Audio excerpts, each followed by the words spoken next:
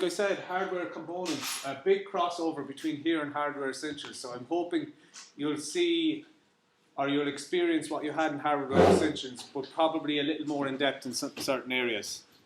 Okay, so the first item here, a main board, as we know, is also known as a motherboard. It's the central printed circuit board of most modern computers. It holds the components, it connects to external devices. We know this backwards from our Hardware Essentials. The diagram of our main board here, you can see the CPU itself up here. So I'll try and be fancy with my pin now. Let's see how this works. Let's pick up my pin first and see if I can be... Oh, can I pick up a pin? There you go. I've got to get used to this. Let's pick up my eraser.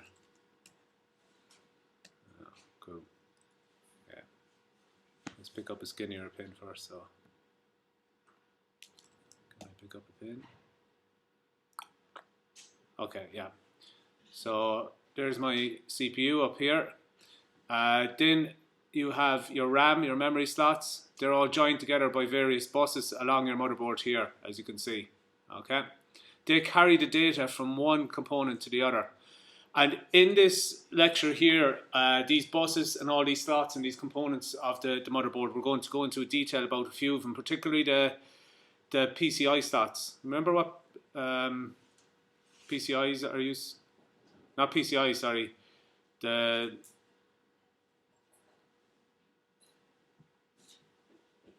slots for expansion cards, which are the PCI cards. Okay. So examples of expansion cards? Sound card, network card, and graphics card. Okay. And what will be important in that part of the lecture, particularly towards exams, will be the difference between the graphics adapters slot and the slot that's there for other components such as network and sound, because computers nowadays are very graphics heavy and require different types of slots as a result. Okay, confusing myself here. Next slide. Right, so this is just a side diagram of our motherboard again, with just the different points there.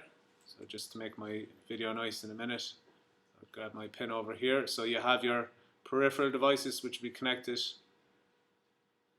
to the peripherals, examples, monitors, printers, USB devices, slot for your processor, DIMM slots for your RAM over here, and over here used to connect to floppy drives, hard drives, all that. And then slots for expansion cards here, and this one here is probably an AGP. Anyone know what AGP stands for? Advanced Graphics Board. Advanced Graphics Board, yeah. Okay.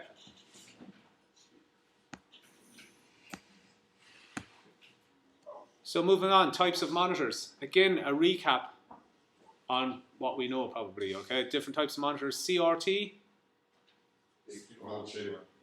big chunky one, stands for cathode ray tube, okay? So let's have a look at that. So high energy electrons used to form images on a fluorescent screen can give a very high resolution, as you can see there. Big and bulky, but cheap. And as you can see here, this component here is the cathode ray tube. So there's the cathode ray tube. It shoots electrons here from the tube to the surface of the screen, which is here. And that's what's creating the image that you see on the monitor there.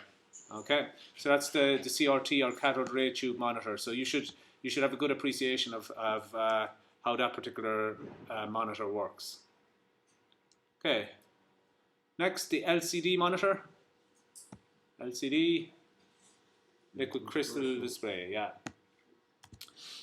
So getting cheaper all the time. These monitors are quite cheap now. You'll pick up one of these for around less than €100, I'd imagine. Less bulky, difficult to see at some angles, and easier to make in large sizes. Okay, that's just a little bit about LCD. Other types of monitors would include plasma monitors. Okay, so plasma computer monitors we would see a lot more on televisions. Okay, high power consumption. Each pixel is represented by a dot, so they've got a fixed pixel rate on a plasma monitor. Touchscreens everybody with a smartphone has a touchscreen.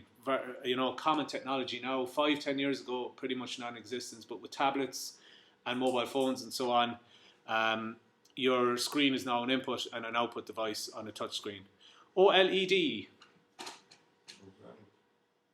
organic light emitting diode. What does that word organic mean, do you think? Natural, okay. So what does that mean for the technology itself? We're talking about the word organic. Natural. So how would that influence the OLED device?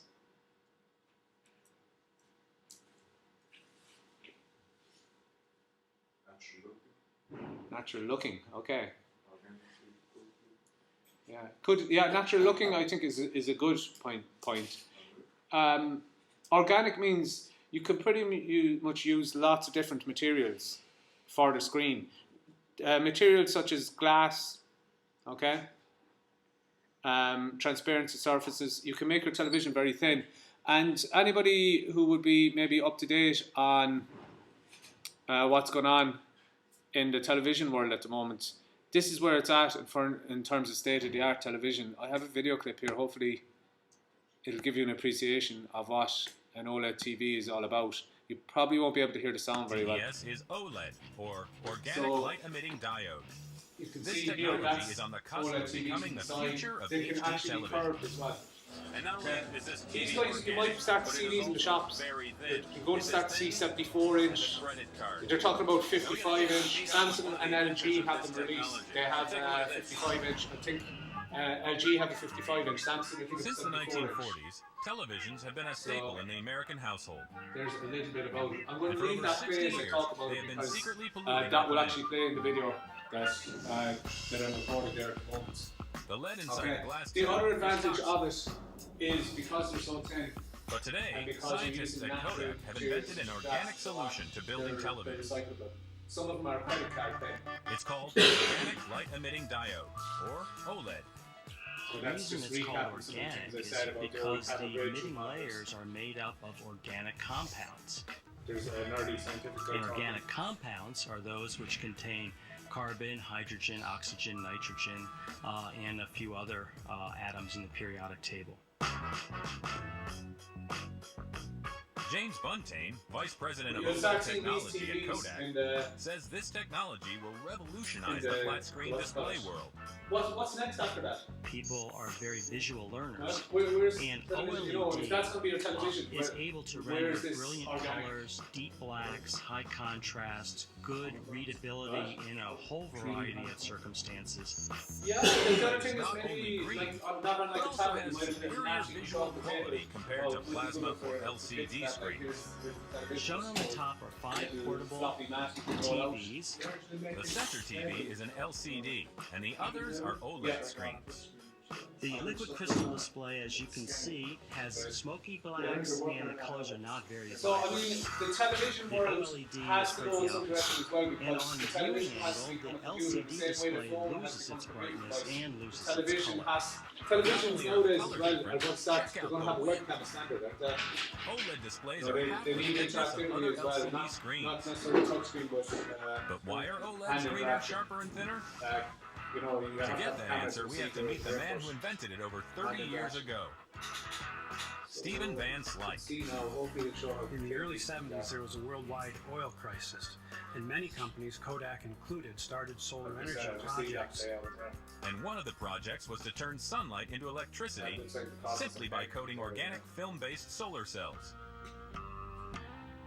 And now, over 30 years later, So in the same way using that similar science, OLED the- technology is ready to the hit the LCD big time. models which we have here, The simplest safe OLED space, structure when the is made up OLED of TVs 5 become cheap organic enough, layers they're, sandwiched you know, it's between going to be a big electrons. thing that they're recyclable and they're going to The take up organic space. chemicals You know, are you could- burned to an the opposite extremely future, you thin could piece just of roll up glass the called screen, the put it in your substrate. drawer at the end of the day and thing and knock it away. 5 layers are then sandwiched secure. between a cathode Be very layer handy for and an schools anode because layer. then, you know, you could say take out your As computers electricity and travels through the you might 5 just have a layers of keyboard, molecules, mouse, they a very become small excited box, and emit light. unwrap your computer or have it on And the all all of this is 200 times thinner than a strand of hair.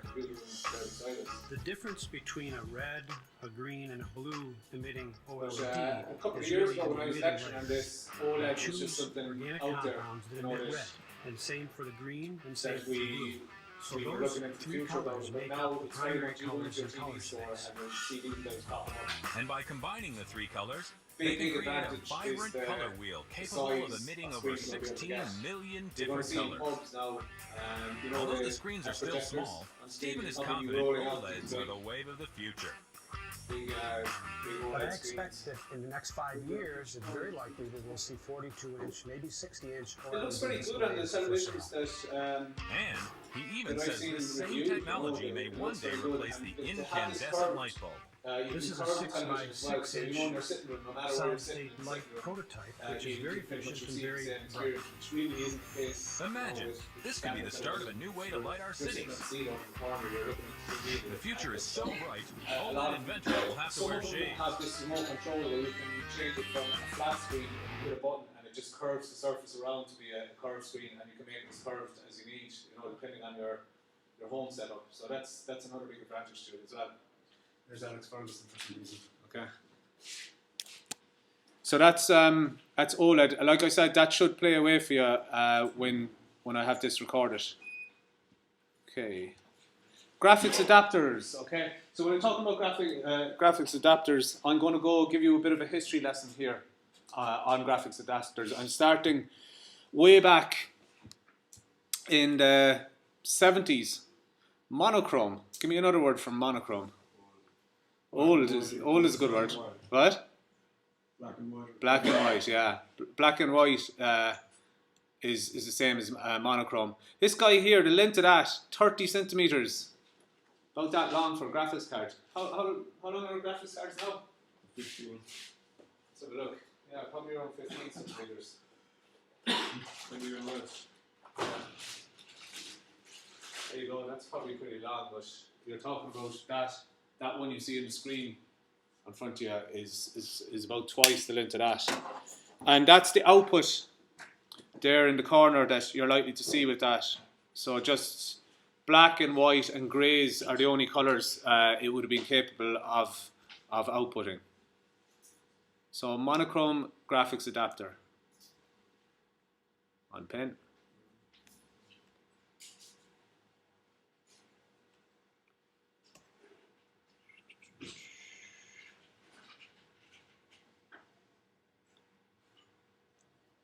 Right, then we were able to move on to a color graphics adapter, and this video standard allowed a resolution of 320 by 200. What does that mean, that 320 by 200? Yeah. So how many pixels you're fitting in what space? A screen. Centimeter, is it? Or inch? An inch, yeah. Okay. So if you wanted a whopping 16 colors available, you'd have to bring the resolution down to 160 by 100. So that's where the technology was in the early 80s. Okay. What kind of resolution am I operating on this screen here? Anyone know? 1700 something. Yeah, I'll have a look there. 720 or something. 1200 by 760. There you go. 1024 by 768 is the resolution compared to that. So you're seeing a lot finer detail with that resolution that I have. Okay.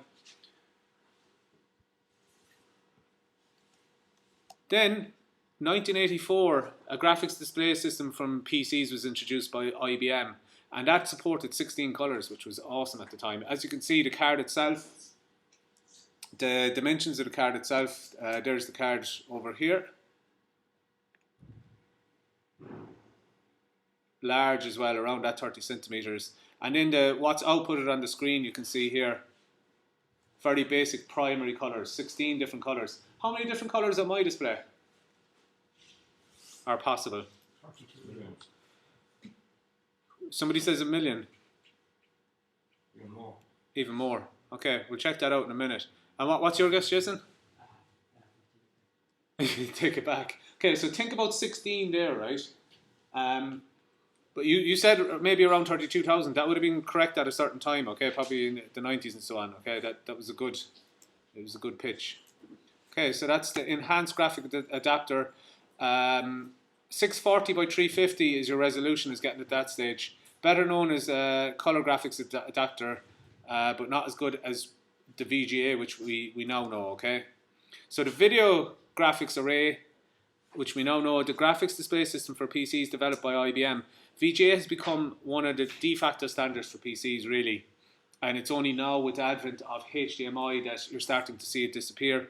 The resolution you can see there is either 640 by 480 or 320 by 200 with 256 colours. The total palette of colours is 262,144 for that. But that palette now has gone out to the millions. So that means any shade of green, you could have like thousands of shades of green, thousands of shades of blue, and so on, which means you can get that finer detail, that high definition, the amount with the different amount of colours that are available to you.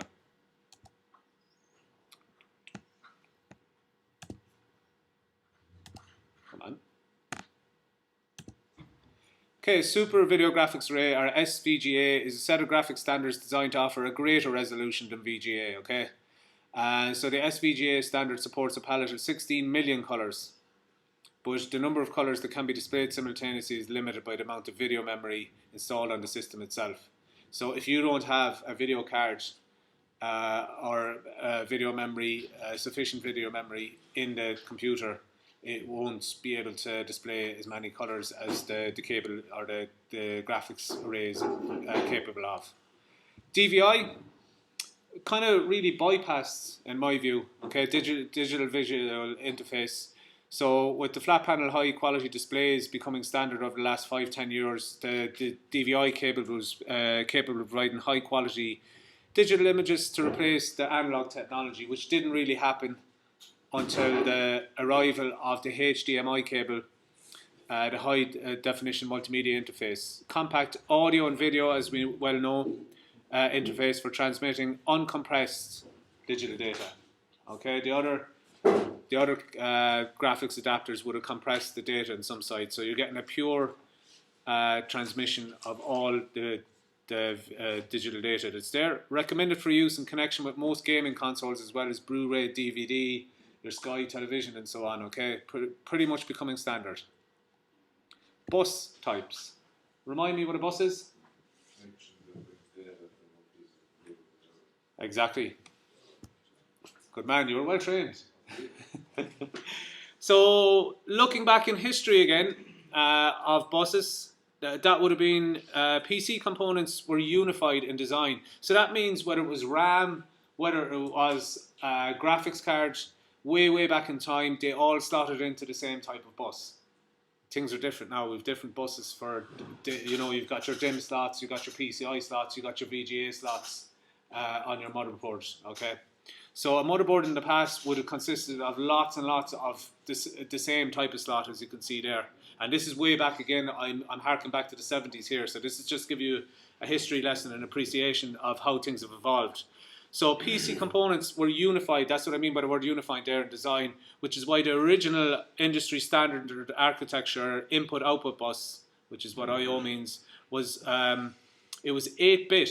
What bit are we on now? Okay, we were talking about 8-bit architecture. What is the standard architecture for a motherboard now? 64-bit. 64-bit, yeah. So we were talking about 8-bit there in the past.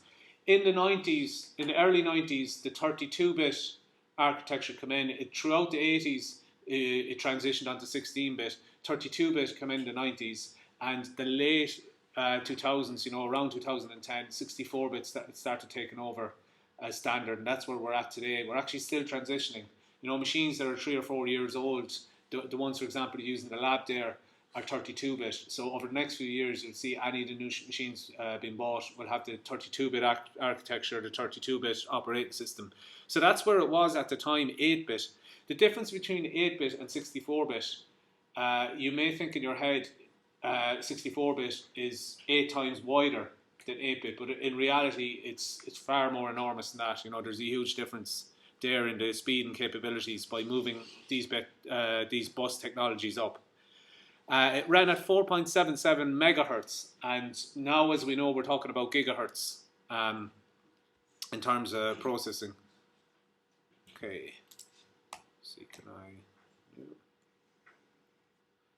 As PCs slowly evolved in specification in terms of CPU and motherboard architecture, and peripheral devices demanded greater bandwidth. Okay, so let's see how that evolved things. Then we had the microchannel architecture. So back in 1987, the 386 processor, which is probably one of the main big game breakers released by Intel, and the various competing PC manufacturers, IBM developed the MCA slot. MCA architecture was advanced and fast. So we're talking about the jump here in the late 80s to 32-bit per clock tick, or 32-bit bus width. IBM asked the clone manufacturers for a licensing fee in order to use MCA architecture, and they said, nah. Right? So at the time, IBM really were the giant. Okay? Not so the case today, okay? But at the time, IBM in the 80s led the industry. Now the industry is more led by the processor manufacturers, okay? It's a different sort of an influence. EISA, Extended Industry Architecture, matched the input-output bus width to the memory bus width, okay? So the memory bus width is where the DIMM slots are, okay? And the input-output bus width is where means the bus width that's going to your graphics card, sound cards, and so on. So they matched those, okay, and provided bus mastering support. However, EISA fell by the wayside because it was very expensive. Then came, in the early 90s, PCI, Peripheral Component Interface.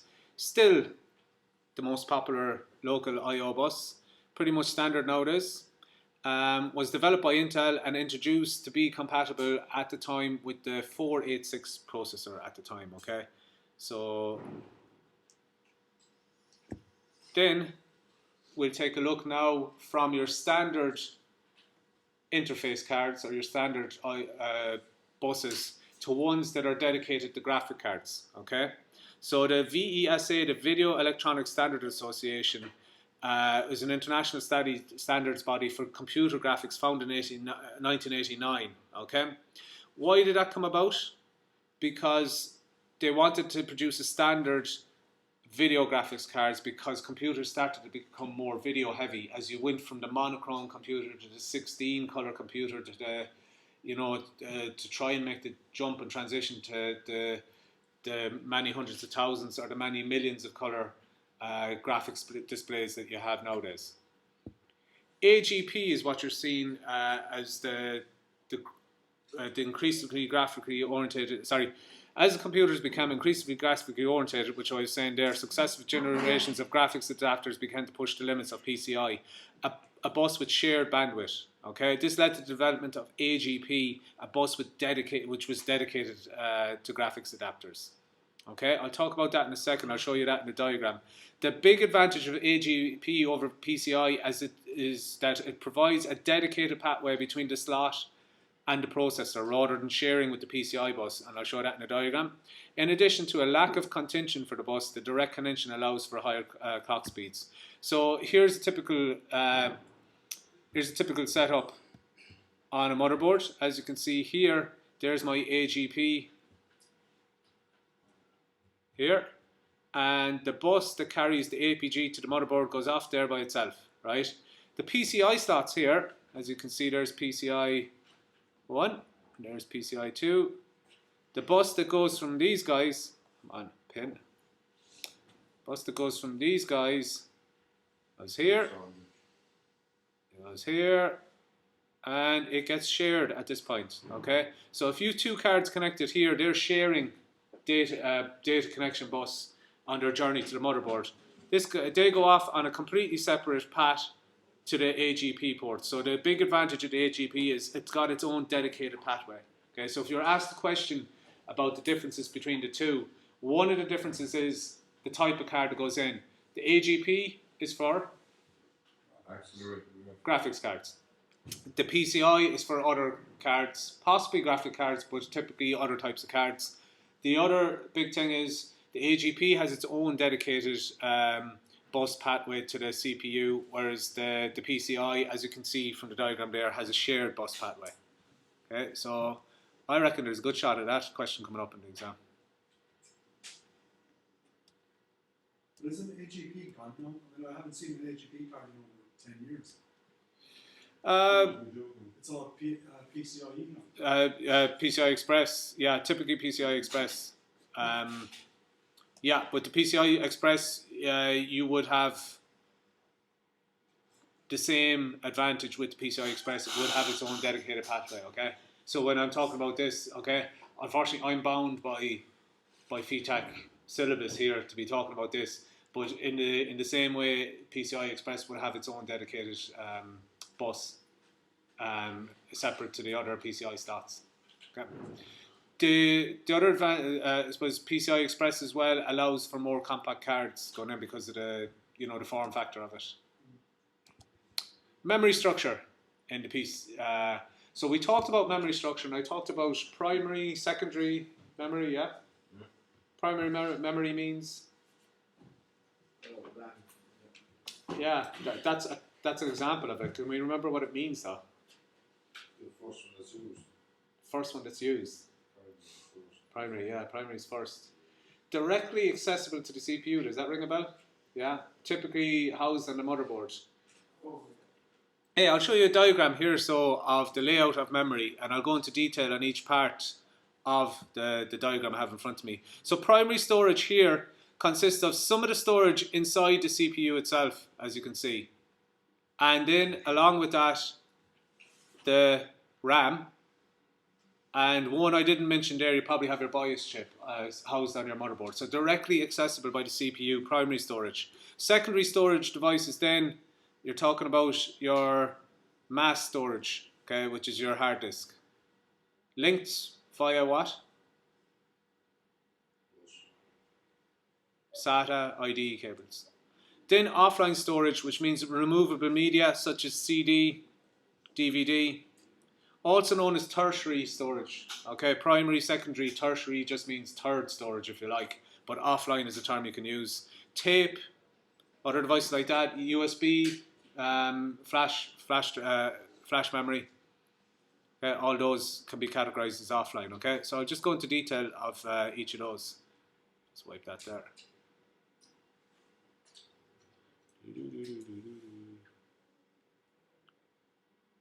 Okay.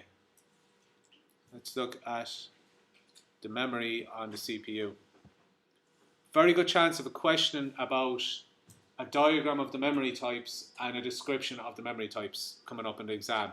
So in the primary storage, also known as our main memory, okay? Or internal memory. It's the only one directly accessible for the CPU. The CPU continuously reads instructions from there. You can see the CPU is divided into a few items here. The logic unit in the CPU. The logic unit. Is this inside the CPU? Yeah, I'll show you here, the grey box there that I'm putting a square around is the CPU. Okay, so inside the CPU you have the logic unit, which does what? Logic. Semiconductors. Yeah, but what does it do? What's its job? Calculations. Calculations, processing, okay? The registers hold frequently used instructions, okay? So if you have to call the same instruction over and over again, rather than fetching that from memory again and again, you hold those frequently used instructions in the register so you can access them quickly. And cache memory, I'll talk about that in a second, and the main memory, okay? So I have the memory bus going from the main memory to the CPU. You really need to know how to draw this diagram, guys, okay? I'll have that expectation for the exam, and probably from the diagram it should hopefully feed into being able to explain these different things. So first of all, honing in on the CPU and what's inside the CPU, then linking that to the main memory, which makes up my primary storage. Okay, that's step one really of getting this diagram down. So the CPU, let's read the theory, let's read what the notes say. holds two forms of memory, cache and register. I told you what the logical unit was for unit processing. Cache. The CPU uses cache memory to store instructions that are regularly required to run programs and improve the system speed. The advantage of cache memory is that the CPU does not have to use the system bus to go down to the RAM to fetch these. Registers are temporary memory units to store words. The registers are located in the processor instead of RAM, so data can be accessed faster. A bus is a set of electrical hardware lines that is used to transfer and receive data from the CPU. A bus is a way to connect computer components, examples given there, to a computer system for keeping in the connection to transfer and receive data from a computer. RAM is a type of computer memory that can be accessed randomly. It allows a computer to work with more information at the same time, which can have a dramatic effect on the system performance. So you can see here in system maintenance, compared to what we did in Hardware Essentials, we're understanding the jobs of these things and also how they work and interact with each other a little bit more. Secondary storage. Okay, so I have a mass storage device given there and my offline storage given under this area here. So it's also known as external memory or auxiliary storage. Difference from primary storage, it's not directly accessible by the CPU. I keep using that phrase there to differentiate between primary and secondary. The computer usually uses it as input-output channels to access secondary storage and then transfers data through cables such as SATA. Hard disk drive is a secondary storage device. It is used for storing and retrieving digital information, primarily computer data. The capacity of the hard drive is given by the manufacturer in megabytes or nowadays gigabytes. Yeah. It is connected to the motherboard by cables such as SATA as IDE. Okay, so we all know this stuff very well, I would hope. Offline storage is the computer data storage on a device that is not under direct control of the processing unit. The medium is recorded, usually in a secondary or a takeaway storage device, and then physically removed or disconnected. In computer storage, removable media refers to a storage media which is designed to be removed from the computer without powering the computer on or off. So DVD or CD read-write, there's loads of other examples there. So think of the devices you use for backup or your own storage to get from one computer to another. Just a reminder then of that diagram, okay, which is the important one. You really need to know how to put that together. And like I said, when putting that diagram together, probably the easiest way to conceive it is to start by drawing that block there with your CPU. Okay? Know what the three blocks are there, the logic, the registers, the cache. Then just a little bus to the main memory. A block around that because that's all primary storage. And you're halfway there. And then you just put in underneath, on the second layer of cake, underneath that, the secondary storage with your hard drive and your offline storage devices here. And I'm sure you can think of loads of examples. That's how I go to try and memorising that diagram, okay? I can nearly guarantee you seeing that in some shape, way or form in the exam, okay? I think I've only a slide or two left.